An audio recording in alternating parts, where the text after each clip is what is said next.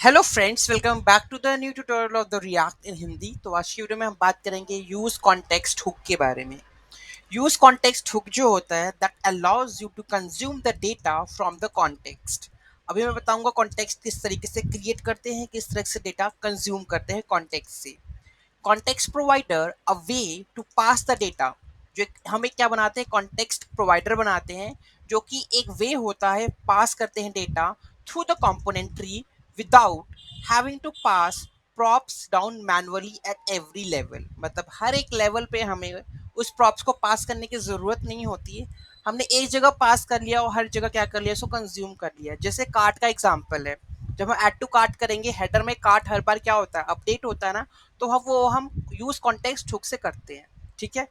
और भी चीजें होती है।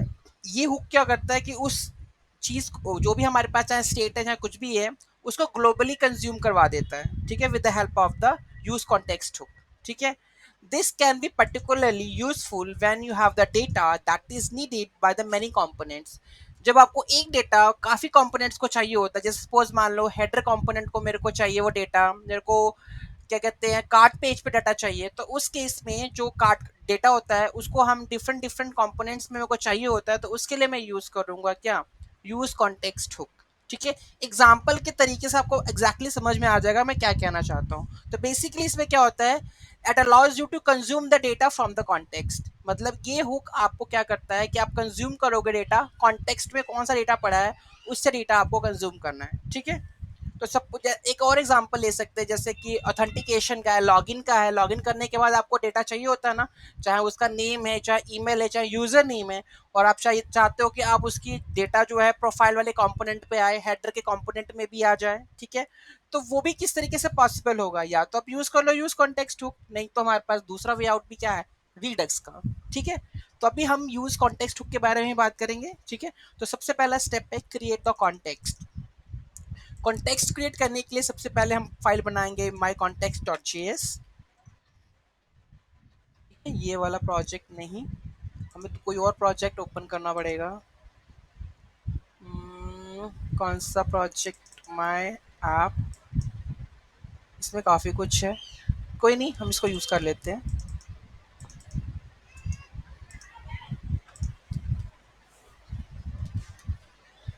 वैसे एक प्रोजेक्ट ओपन किया हुआ था, कौन सा, फिर मैं इसको बंद कर देता हूँ। ये प्रोजेक्ट ऑलरेडी यूज़ में है, माई रिएक्ट फॉन्ट ऑसम। मुझे लगता है कि ये प्रोजेक्ट होगा हुक फॉर्म का। ठीक है, इसको मैं ओपन कर ले, इसको वैसे ऑलरेडी ओपन है। ठीक है, इसका कोड ओपन कर लेता हूँ। ठीक है, ये मैंने ओपन कर लिया, कोड इसका यही है, माई रिएक्ट ऐप वाला। सबसे पहले हम क्रिएट करेंगे कॉन्टेक्स्ट, माई कॉन्टेक्स्ट डॉट जी एस। ठीक है, मैं गया सोर्स में, हमने एक फाइल बनाई माई कॉन्टेक्स्ट डॉट जी एस की। ठीक है। माई कॉन्टेक्स्ट जे एस का जो कोड है वो ये है। ठीक है, इतना सा कोड है। क्रिएट कॉन्टेक्स्ट यूज किया है रिएक्ट से, माई कॉन्टेक्स्ट करना है क्रिएट कॉन्टेक्स्ट, उसको एक्सपोर्ट कर लिया है माई कॉन्टेक्स्ट के थ्रू। ठीक है, सिंपल है, इजी है। नेक्स्ट हम करेंगे प्रोवाइड द कॉन्टेक्स्ट। ठीक है, कैसे प्रोवाइड करने के कॉन्टेक्स्ट को, अब app dot G S file में हम सीधा क्या करेंगे, ये पेस्ट कर देंगे।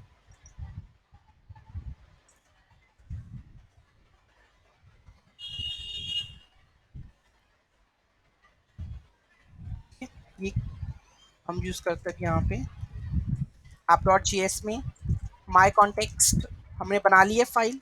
कंपोनेंट ए बनाना है तो बना लेते हैं। इससे मैंने बताया था कि क्या करते हैं, प्रोवाइडर, जो मैंने आपको टॉप लाइन दिखाई थी यहाँ पे, जब मैंने डेफिनेशन समझाई थी, context provides a way to pass the data through the component. तो यहाँ पे हम क्या करते हैं, कॉन्टेक्स्ट प्रोवाइडर बनाते हैं। ठीक है, और यहाँ पे वो वैल्यू पास करते हैं, जो कि सारे इसमें जितने कंपोनेंट होंगे वो सारे क्या कर सकते हैं, इसको यूज कर सकते हैं। ठीक है। तो अभी कंपोनेंट ए क्या करेगा, इसको यूज करेगा, तो मुझे कंपोनेंट ए बनाना पड़ेगा सबसे पहले। तो मैं कंपोनेंट ए बना लेता हूँ। ठीक है, हमारा ये हो गया, wrap the components that needs to be accessed to the context with my context। ठीक है, हमने रैप कर दिया है कंपोनेंट्स को, जिसको my context का डेटा चाहिए। ठीक है, my context के थ्रू। तो इसमें जो भी वैल्यू पड़ी होगी ये component with the help of the props use कर लेगा। ठीक है। अब हमें करना है कंज्यूम। ठीक है, अब जो हमने कंपोनेंट बनाया है उसको कंज्यूम भी तो कराना है उसकी वैल्यू को, तो हम बनाएंगे component E dot J S. ठीक है, ये हमने बनाया component E dot J S file. ठीक है, इसमें हमने कॉन्टेक्स्ट लिख दिया यहाँ पे जितना भी है हमारे पास। ठीक है, यूज कॉन्टेक्स्ट, जब कंपोनेंट कंज्यूम करना होता है तो हम यूज करते हैं यूज कॉन्टेक्स्ट माई कॉन्टेक्स्ट। ठीक है, माई कॉन्टेक्स्ट को यूज करते हैं। ठीक है, नेक्स्ट है कंपोनेंट बी।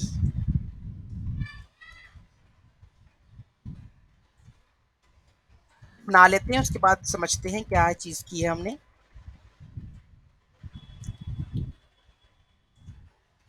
ठीक है, तो हो गया। कर लेते हैं npm स्टार्ट। ठीक है, hello from context, hello from context component ए में भी आया, कंपोनेंट बी में भी आया। अब कैसे आया वो जान लेते हैं। ठीक है, तो सबसे पहले हमने बनाया क्या कहते हैं कॉन्टेक्स्ट, जो मैंने आपको बताया था माई कॉन्टेक्स्ट। ठीक है, इसमें इंपोर्ट किया कॉन्टेक्स्ट रिएक्ट से। ठीक है, माई कॉन्टेक्स्ट क्रिएट कॉन्टेक्स्ट और माई कॉन्टेक्स्ट, राइट। उसके बाद हमने जो ऐप डॉट जी एस में लिखा है, ठीक है, ये हमारे पास मेन डेटा है। ठीक है, हमने जब यहाँ पे बनाया माई कॉन्टेक्स्ट प्रोवाइडर और इसमें पास की वैल्यू की किसकी, डेटा की।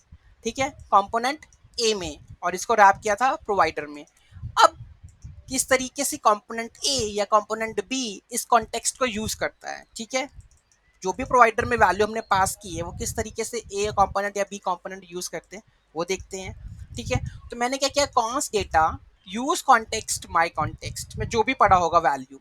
ठीक है, डेटा डॉट, क्योंकि जो भी वैल्यू पड़ी थी कॉन्टेक्स्ट में वो किस में आ गई, डेटा में। और डेटा डॉट मैसेज से क्या कर लिया मैंने उसको यूज कर लिया। ठीक है, उसके बाद मैंने कंपोनेंट बी यहाँ पे कॉल कर लिया। ठीक है, अब जो ये मेरे पास कंपोनेंट ए है, जो यहाँ पे प्रॉप, जो क्योंकि आप देख सकते हो ऐप डॉट जी एस पे कंपोनेंट ए ही है। ठीक है, अब मुझे ये डेटा कंपोनेंट बी में भेजना है।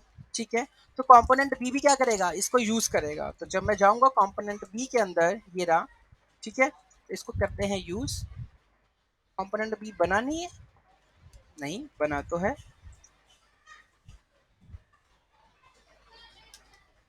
इसको देखते हैं कंपोनेंट बी, अब आ गया यहाँ पे। अब इसको करते हैं ओपन। ठीक है, अब इसके अंदर भी क्या कंपोनेंट बी डेटा, अब इसने भी क्या कर दिया, डेटा यूज कॉन्टेक्स्ट माई कॉन्टेक्स्ट। ठीक है, इसमें क्या होगा, हमने ऐप डॉट जी एस में ए कंपोनेंट का यूज किया, ए कंपोनेंट ने पास कर दिया बी कंपोनेंट को भी, और एक अब मतलब कि क्या हो गया, ग्लोबली क्या हो गया, यूज हो गया ना।